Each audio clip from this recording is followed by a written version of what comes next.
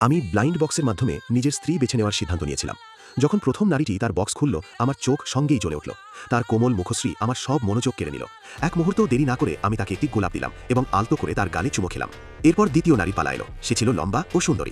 যখন সে বক্স খুলে নিজের নিখুঁত মুখ দেখালো, আমার হৃদয় আবার জোরে থকথক করতে লাগলো। আমি নিজেকে সামলাতে পারলাম না। তাকেও আরেকটি গোলাপ দিলাম এবং বললাম সেও আমার ক্যান্ডিডেট লিস্টে আছে। কিন্তু তৃতীয় নারীর পালা আসতেই আমার সব উত্তেজনা মুহূর্তেই শেষ হয়ে গেল। সে সাধারণ পোশাক পরেছিল, একটু মোটা দেখাচ্ছিল, আর যখন ধীরে ধীরে বক্স খুলল তখন দেখলাম সে কোনো মেকআপও করেনি। মনে মনে ভাবলাম, এভাবে আসার সাহস তার কিভাবে হলো? কোনো কিছু না ভেবেই আমি তাকে সেখানেই বাদ দিয়ে দিলাম। কিন্তু আমার কোনো ধারণাই ছিল না যে এটাই হবে আমার জীবনের সবচেয়ে বড় ভুল। সে চলে যাওয়ার পর আমি পরের রাউন্ড শুরুর ঘোষণা দিলাম। ঠিক তখনই এমন কিছু ঘটল যা আমি কল্পনাও করিনি। আমার পানীয়র একটি চেরি গলায় আটকে গেল। হঠাৎ করেই শ্বাস নিতে কষ্ট হতে লাগলো। যাদের আমি বেছে নিয়েছিলাম সেই দুই নারী ভয়ে জমে গেল। তাদের চোখে আতঙ্ক আর দ্বিধা স্পষ্ট ছিল। তারা পালিয়ে যাওয়ার কথাও ভাবছিল।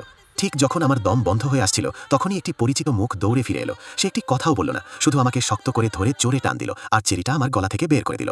তুমি আমাকে বাঁচালে। আমার ভেতর কৃতজ্ঞতায় ভরে উঠল। যখন আমি তাকে সত্যিকারের চোখে প্রথমবার দেখলাম তখনই তাকে আরেকটা সুযোগ দেওয়ার সিদ্ধান্ত নিলাম। এমনকি তাকে আবার গেমে ফিরে আসার আমন্ত্রণও জানালাম।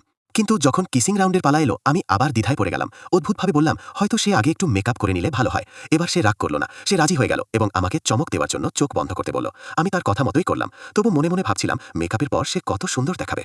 কিন্তু যখন আমি চুমু খেতে ঝুঁকলাম, আমার ঠোঁটে যে অনুভূতিটা লাগলো সেটা ছিল ঠান্ডা কাগজের মতো।